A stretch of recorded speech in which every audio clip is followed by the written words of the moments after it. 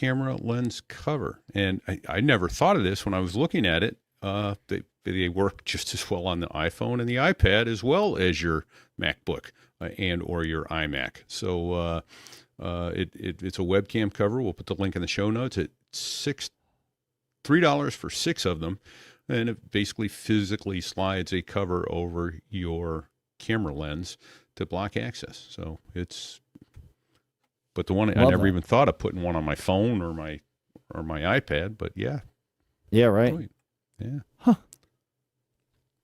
Yeah, I've seen these on Macs. I've never seen somebody put one on an iPhone or an iPad, but I mean, why not? Just a little. It's just a stick-on cover, right? Yeah, exactly. Yeah.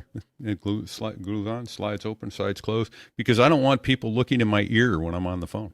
Well, I'm pretty sure your camera wouldn't be on, but I mean, good to know. You can't see the light when it's over there, so That's right. you know. Yeah, that's right.